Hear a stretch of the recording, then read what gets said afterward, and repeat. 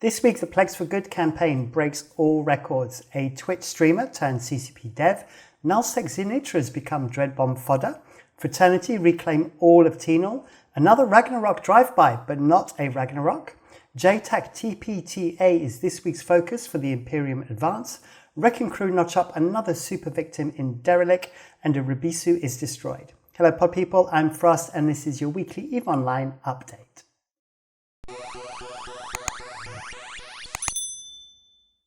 Welcome back. So most of the news this week is going to be based around Feythabolis in the south. But before we get into the news proper, as always, we're going to announce the winners of the Scope Syndication skins. Now, these are my last Obelisk skins I'm going to be giving away, as I have a new skin for this month. So going all the way back to the 22nd of March episode, I have Johan for Helenen. And then from last week's episode, I have Moda, who is all dressed up for the occasion, but looking rather moody about it. And then finally, Calman, you have not come forward for your skin. So that is your YouTube name. Please get in touch with me through my Discord, link in the description, and I can sort that out for you. All right, so let's jump into the news. As always, you know how this works. I go up into my little corner, into the box. Here we go. I have Dotlan in front of us. Before we get on to Dotlan, it is worth just passing quickly by and saying PLEXforGOOD, for the Ukraine raised $501,652. Half of that being made up by Capsuleers and then the other half being matched by CCP. So that has broken all records. So congratulations to all of you who contributed to this effort. Quite amazing numbers. I think the largest number before that was the Philippines in 2013 for the typhoon, which raised 191,000. So congratulations to everybody. Thank you very much for that and for taking part in this PLEXforGOOD campaign. And hopefully it will all reach its destination safely and make a big difference. Okay, moving on, a little piece of news simply because this is a streamer that is very well known for everybody. That is Suitonia. So Suitonia is known for flying the Kestrel and has therefore taken the CCP Dev name of CCP Kestrel. Now, the reason I'm bringing this up in the news is because this was announced on April 1st.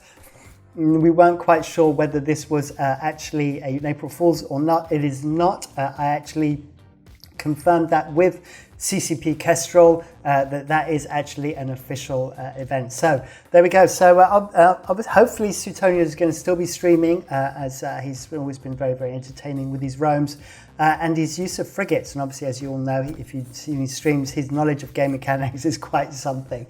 All right.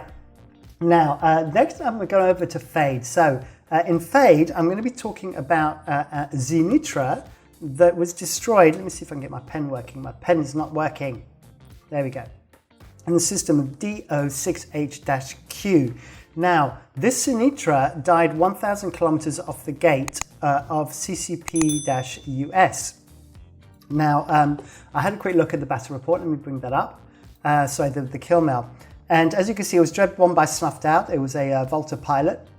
It was a nice fit as well. It was kind of all officer mods and faction mods and everything, so it was nicely fitted. It was in suitcase mode, so as you can see, it had a Zealot in the ship hangar which dropped, an Ashimu, a couple of Ishtar, Drake Navy, Deimos, Hound, etc., etc. But like I said, what was surprising was that if you can see here, it was destroyed 1,000 kilometers off the gate. So I went to the system earlier and had a look, and the only thing that's 1,000 kilometers off the gate is an Ansiblex. So the only thing I can presume is that this Ansiblex leads to the Keepstar, that is the staging system for Volta or for the Greater Trash Community. And the only thing I can assume was either coming through the Ansiblex or was warping to the Ansiblex after having gated through the regional gate. So I don't have all the info on this, but if you do, then I'll be interested in hearing about it. But either way, it got caught by Snuffed Out, amongst others, and got dreadbombed. So unfortunately, Zirnitras don't seem to have much luck in Null-sec. As we saw one earlier last week where it was like whoring on it on the kill mails, but it arrived late, so it didn't get primaried. The ones in Wormholes have seen some pretty decent fights. So this isn't the only one. There was a one actually last week which I missed, and this one died in the system of Ewok. It belonged to War Eagle Fleet. Once again got dreadbombed, this time by Volta. But it should be worth mentioning that this happened in the very, very early hours UTC of Saturday morning, which is the weekly War Eagle drunk fleet.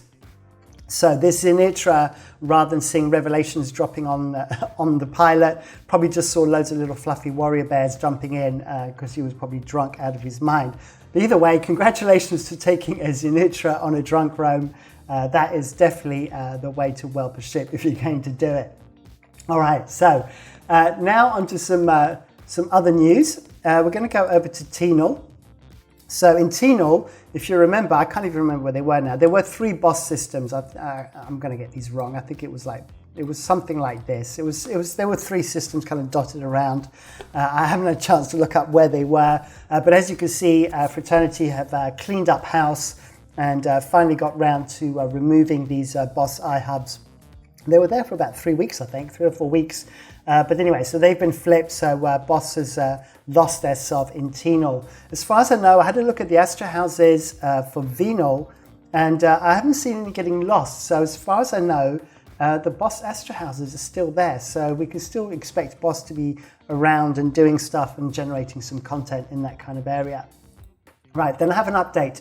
The update was for these 2 Titans that were lost. So I got a little bit more info on this. As it was, all, like I mentioned last week, it's all a bit sketchy. And I said that potentially it was an RMT situation. Well, I said it was an RMT situation. It wasn't. It was a wallet warrior. And essentially, from what I understand now, is a wallet warrior basically bought themselves into 2 Titans.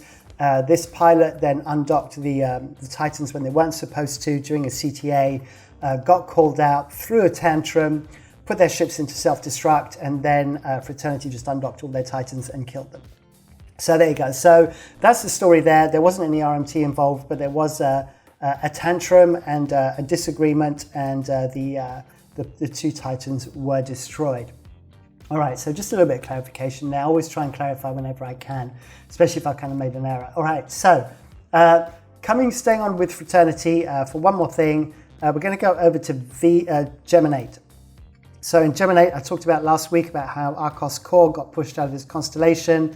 It now looks like the final stage is that Tissue are going to be pushed out as well, as their iHub has been reinforced. So Fraternity are now sort of laying claim to that full half of the system. So as I mentioned last week, we have that kind of split down the middle of Winter Coalition on the west side, and on the east side we've got Pandemic Horde. Obviously these have all reset. I mentioned this last week, that now all of PanFam has reset Winterco from the point of view of like whaling and roaming fleets and all that kind of stuff, but not structures and not SOV. As I understand, Slice haven't reset. They've asked for a little bit of a delay, and so it'll be another week, I think, before they finally reset. All right, so then over in Peregrine Falls. So Peregrine Falls, as I've mentioned a few times now, is now the new staging region for Pandemic Horde. And what we had a drive-by, but this time the drive-by was not by a pilot called A Ragnarok, but a pilot called Razel Hagues, who did a drive-by in A Ragnarok. So we have another Ragnarok doing drive-bys. Now, this is where it all gets very interesting. So first of all, I have a video. As always, I will link the video in the description below. This was the pilot basically dropping in on the raw call. And as you'll see, what happened was that the Sino ship was actually the one doing the tackling. So normally when you see a Ragnarok do it, he'll use a separate ship for tackling. Now, as I understand, this Ragnarok killed a Naglfar in another system, and they spotted this Rorke, and it was like it was outside of the supercapital range. And so they took advantage of the opportunities. You can see the Ragnarok actually just jumped right in next to the Sino, which is pretty dangerous because it's like 32 kilometers from the Rorke. It's pretty close. And so therefore it's a pretty sketchy thing to do if you're going to have like Sinos getting lit all around later. Now, there's a 5 minutes later because the Rorke panicked, and then apparently the help then stood down, and the Ragnarok pilot then flew back in and warped on grid, and you can see him right there we go, and then blapped the Rorke and then disappeared. So there we go. So we have another a drive-by Titan, or another drive-by Super. Now, the other part of this that is actually quite interesting is a whole discussion went off in my Discord about this.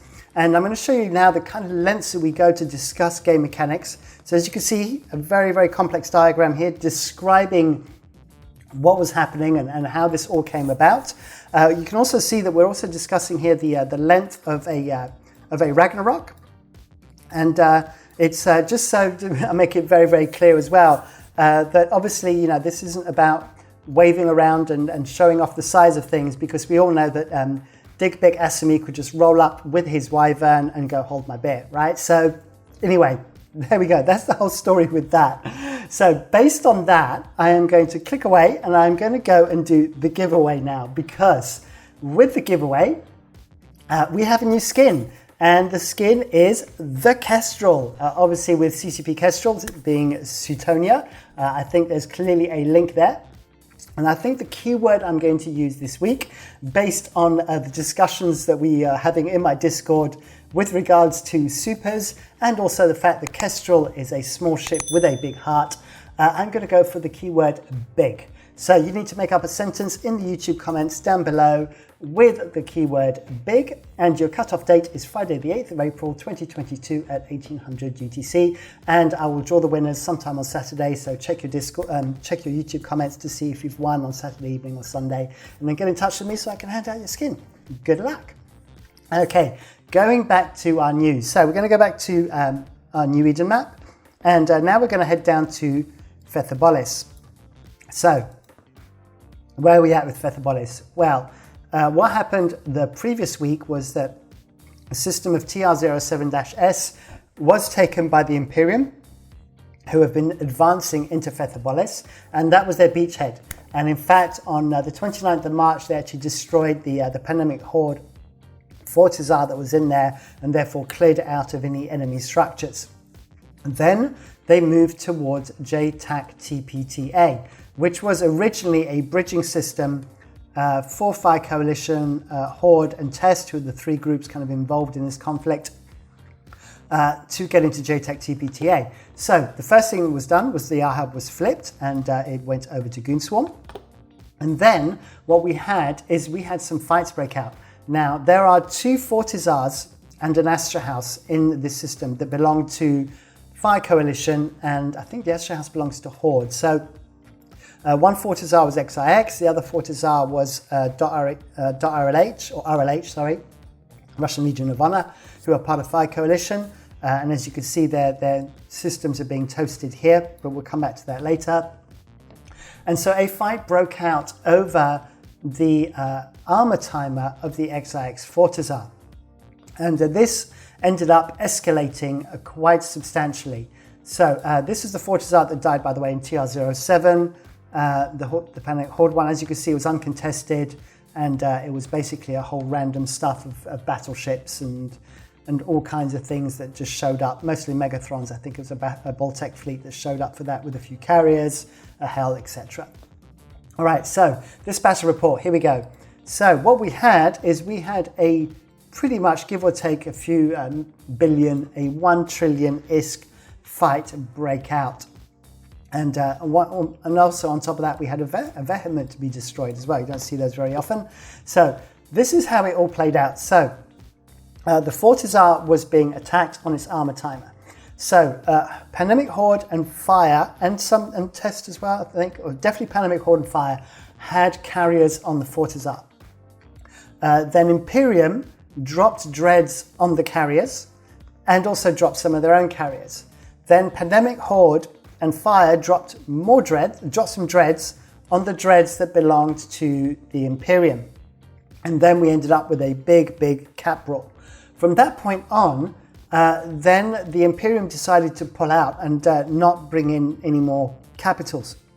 And so they withdrew their carriers, withdrew their dreads, and it became a subcat fleet. And it became a question of whether they could maintain enough ships on grid with these carriers from Pandemic Horde and from Fire Coalition still there, being able to generate enough damage on this Fortizar. Now, what we had is we had a Goonswarm, or should I say the Imperium, minus in it, in Sleipnirs and Munins. The Initiative were in Eagles, Drakaris, also part of the Imperium showed up in Serbs, Siberian Squad, also part of the Imperium, showed up in Nagas. I think they got rinsed pretty early on. And Red Menace Coalition showed up for support as well in Cerberuses.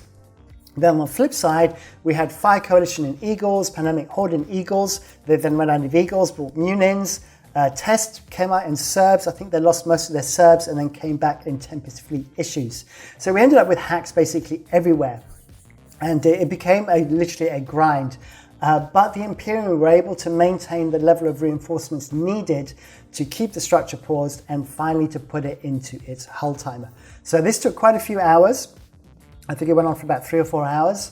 So quite the fight there. So it kind of, big fight at the beginning in terms of capitals and everything, and then it just became a long grind with regards to the hacks, and trying to maintain that damage on that structure, as I mentioned. So the next stage that evolved for that, oh, by the way, I've got to make a shout out as well to Resurrection Complex, who are a corporation in Razor Alliance. So there you go. So they wanted me to do a shout out because I was talking to them about some of this stuff, and they requested it. So there you go. Right. So the next stage that happened is, I think 2 days later, the Imperium, or Goonswarm, anchored a Fortizar on the grid with the Fortizar that was now in its hull timer and the other Fortizar that was still in shield. Now I had some a D-scan of the system, and I also have a battle report. So let's do the battle report first. So as you can see, we had carriers involved in this again, but I'll give you a little bit more of the story when I show you the video that I've got, because I covered this on Twitch, by the way, as I did the other fight. So you can check both of those fights on my Twitch. So what we had, just to give you a quick brief outline. So Fire and Test and Horde had some fighters. Fire were in Eagles, Pandemic Horde were in Eagles, and Munins, Test were in Serbs. The Imperium, basically, as their fort was anchoring, they brought Baltecs, so that's Megathrons, Apocs, and Balgorns, and Eagles. And then Initiative showed up in Abaddons, and Red Menace Coalition also supported in Eagles. So what we had with that, I don't have a video for this. Yes, I do. So here we go. Is this the right one? Let me see if I've got the right video. No, I haven't got the right video. Bear with me. So basically what happened was the carriers were late in launching their fighters from the Fortizar from which they were skynetting from. So it took them quite a while to get there. So Fire Coalition, Pandemic Horde, and Test arrived. They started shooting the structure, and then as the fighters from the 33 carriers that Fire Coalition, Pandemic Horde, and Test brought. I mean, the Imperium have been using the term Pappy. I don't know if I should be using the term Pappy or something else, because the reality is only a portion of Pandemic Horde is there. PanFam isn't there. Fraternity isn't there, who are the other groups within Pappy. So if I say Pappy, it might cause some issues. So I'm going to try and think of a name, or if you can help with the name, put it in the comments below. So anyway, so these 33 carriers, by the time their fighters finally made it to the Fortizar that was anchoring, the Imperium dropped 130 carriers. And they essentially overwhelmed the hack fleets from Fire, Test, and Pandemic Horde. And it looks like those three groups did not want to bounce around the structure and try and evade the fighters, and they decided to leave it, and they withdrew. And so the structure anchored properly. Then what we had is the following day, I think it was, we had the actual hull timer for the fort. Now, by the way, I have a D-scan of this. You can see all the carriers here. So 191 carriers, 500. This is obviously for all the fleets combined. 552 assault cruisers. So that was for this timer. So then what we had is the hull timer. So as you can see, this was uncontested. Essentially, the Imperium. This is their structure here. Over here is the structure in its hull timer. That's the Fortizar that's going to die. This Fortizar was put into shield just before this, and then basically they were boating loads of fighters over to then shoot the structure. Also, so a whole bunch of fighters were sent to this mobile depot that belonged to Init before bouncing off there. So I'm not quite sure what that was about. Maybe it was just while they were waiting for the timer. And then if you're wondering about this big ball down here, that was I think it's the Pandemic Horde Astra House there was a Munich fleet on there, and it's surrounded by drones who are shooting the Astra House, because obviously the Astra House doesn't have a PDS, so therefore you can use drones on it. And so therefore the drones just completely encircle this Astra House. So there is an Astra House somewhere in the middle right there. And so that was put into its timer. So eventually this Fortizar died uncontested. Then the last thing that happened, this happened literally just as I was filming the show, so I was a little bit late filming this. I had to go and check what was happening with this to see if this armor timer would be contested. As it turns out, it wasn't. The Imperium brought a bunch of carriers, they Skynetted them over, they brought in an Eagle fleet as well to support it, and it was completely uncontested, and it is now reinforced and in its hull timer. So it does look like that, if we go back to Dotlan, that Fire Coalition Test and Pandemic Horde have given up on the system of J-TPTA, or J-TPTA apparently, as it is called by some. So J-TPTA will now become the next deployment stage from the Imperium, having gone from TR07. And it'll be interesting to see what happens next. So as I mentioned earlier, we're seeing RLH now being pushed out after Moonfire were pushed out of these systems here. And then also we're seeing some Unreal Alliance and XIX systems being in TOSIS down here as well. So it is pretty systematic the way they're kind of moving across the board.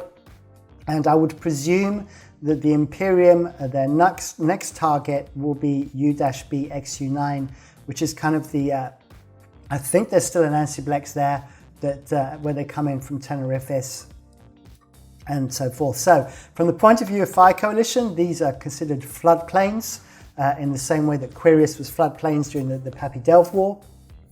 So I think things will get very, very sketchy if we see the Imperium start to push into Tenerife. But for the time being, for Feythabolis, I think some stuff will be contested, but not everything. But we will have to wait and see how that all plays out.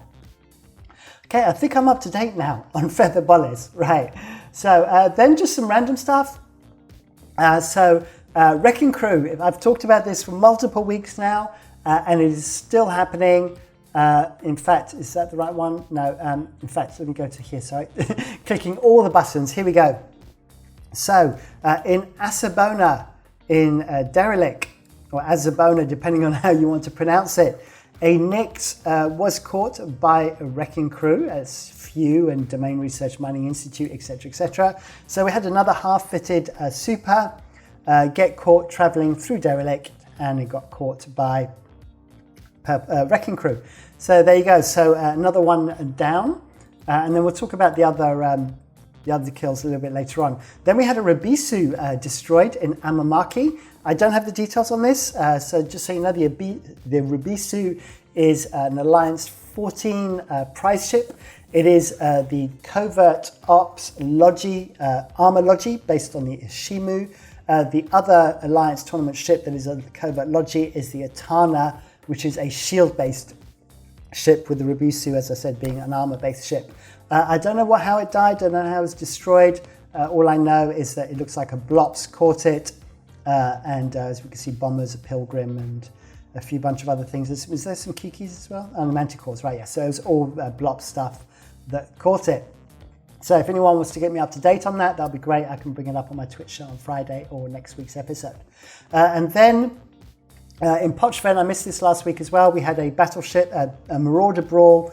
It looks like Struborg Clade were doing a site in Paladins and Nestors, and they got dropped on by Paladins and Leshaks from Pandemic Horde, which ended up with like a 53 billion loss for Struborg versus 16 billion for Pandemic Horde. So Pochven can be very, very lucrative when it comes to ratting, but it can also be very, very dangerous, as this battle report demonstrates. Right, then ratting kills, whaling kills for this week, 12 raw calls like last week, nothing super there. And then as we talked about the super capitals, we had a Russian Legion of Honor 1, which was really interesting because it was ratting in the system of J-TPTA or J-TPTA, which is pretty hot right now. So it's not surprising that it got dropped on by loads of dreads and stuff by Imperium. And then we had a delve, a period basis, ratting next got caught in period basis. All right, so I think that gets me up to date on my news. A little bit shorter than usual. Not much stuff going on around New Eden, except apparently in Feythabolis. I will be keeping an eye on that. As always, I will be doing my Twitch show on Friday at 1900. I think I'll do. I'm not sure. I'll either do 1900 or 2000 UTC. I think I'll go for 1900 UTC actually. So I'm just off the top of my head there. Anyway, I'm rambling. As always, please like, subscribe, hit the bell icon for notifications, and hopefully I'll see you on next week's show. Thank you for watching. Until the next one. Bye.